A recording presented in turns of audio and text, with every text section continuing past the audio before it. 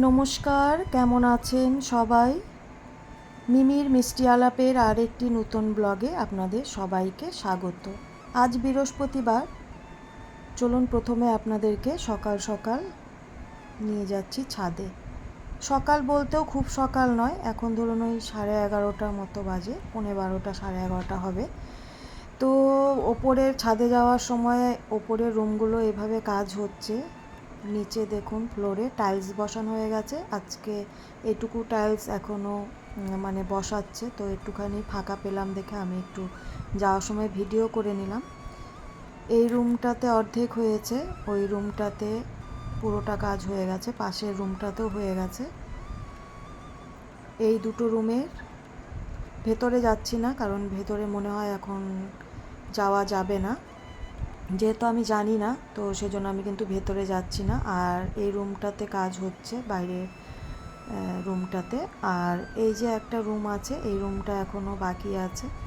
তো মোটামুটি এইভাবে কাজকর্মগুলো হচ্ছে। এবার চলে যাব। এই গ্রিলের গেটগুলো লাগানো হয়ে গেছে। ছাদের এই সিঁড়িগুলোতে রঙগুলো করে নিয়েছে সেদিন। মাঝে মাঝে ছাদে ওঠা যায় না, জামা কাপড় মেলা যায় না, ঘরেই মেলে দিতে হচ্ছে, কারণ বুঝতে পারি না কি কাজ হয়।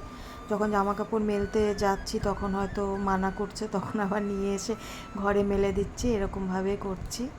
তো যাই হোক, জামা কাপড়গুলো এবার সব তুলে নেব। তুলে নিয়ে এইবার দেখুন চলে আসলাম একদম রান্না বান্নায়।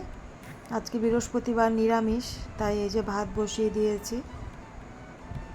ভাত হচ্ছে, আর বেগুন দিয়ে কাঁচা লঙ্কা দিয়ে আজকে রান্না করব লাল শাক। অনেকটাই লাল শাক কেটে নিয়েছি।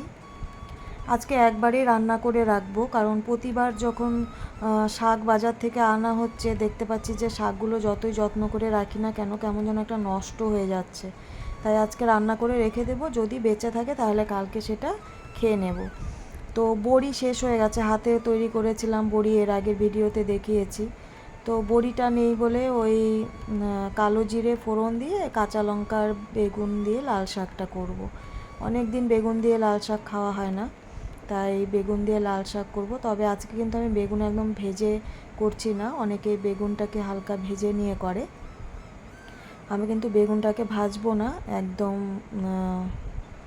কাঁচাই বেগুনটা এখানে দিয়ে দেব। শাকের সাথেই বেগুনটা একদম হয়ে আসবে। আর শুকনো লঙ্কাগুলো সব নষ্ট হয়ে গেছে, বুঝতে পারছি না কতগুলোই শুকনো লঙ্কা, প্রচুর শুকনো লঙ্কা একবার এবার নিয়ে চলে এসছে। মানা করেছিলাম, বুঝতে পারেনি। শুকনো লঙ্কাগুলো না কেমন যেন ভেতরে একদম ওই ঘুণ ধরে যাওয়ার মতন একটা কালো কালো টাইপের, যেরকম ছাই হয় সেরকম হয়ে যাচ্ছে, যেটাই ফাটাচ্ছি। তো ওগুলো আর কাজে দেবে না। তো যাই হোক, এভাবে বেগুন দিয়ে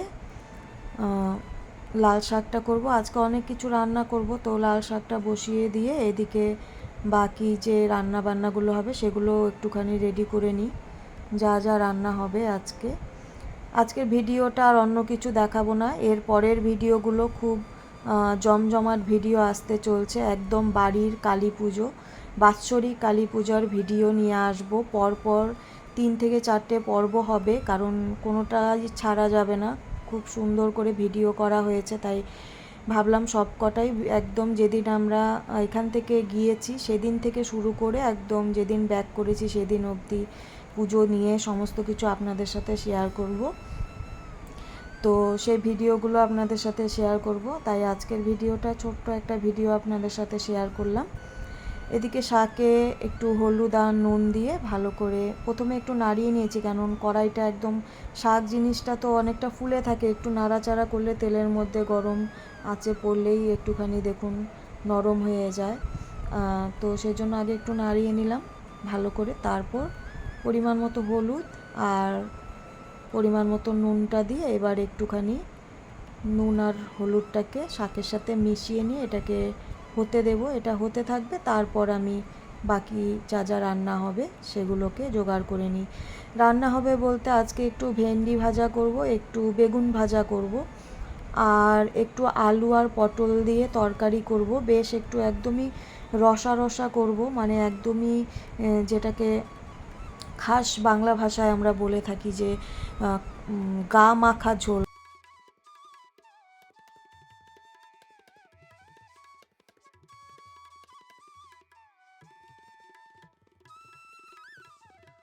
তো যাই হোক, ওই একটু গ্রেভিটা রাখবো, তো অনেকটাই শুকিয়ে ফেলবো ঝোলটা।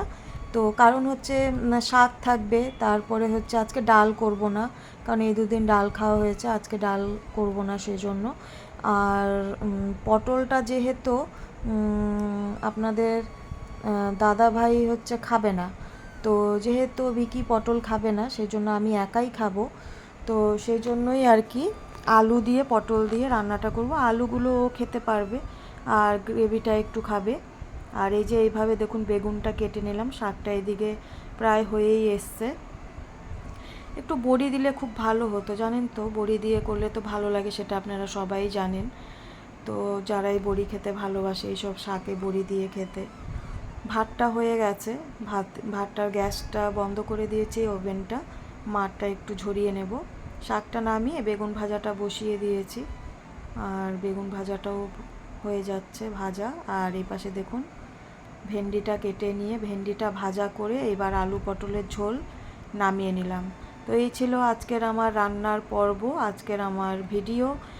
তো ছোট্ট একটা ব্লগ আপনাদের সাথে আজকে শেয়ার করলাম। কেমন লাগলো আপনাদের, আপনারা জানাবেন অবশ্যই কমেন্ট করে। যদি ভালো লেগে থাকে অবশ্যই লাইক কমেন্ট শেয়ার করে দেবেন। আর আপনাদের সবার কাছে আজকে আরও একবার অনুরোধ করছি, যদি ভালো লেগে থাকে চ্যানেলটিকে অবশ্যই একটু সাবস্ক্রাইব করে পাশে থাকবেন। আবার আপনাদের সাথে দেখা হবে নতুন ভিডিওর, জমজমাট ভিডিওর সাথে, জমজমাট ব্লগের সাথে। ততক্ষণের জন্য সবাই ভালো থাকুন, সবাই সুস্থ থাকুন, আর অবশ্যই সাবধানে থাকুন। প্রত্যেকটি দিনের প্রত্যেকটি মুহূর্ত খুব আনন্দে কাটান। তো এইভাবে তরকারিটা করার পর ঢেকে রেখেছিলাম, ঢেকে রেখে এভাবে এইটুকুই রসা রসা নামিয়ে দিলাম।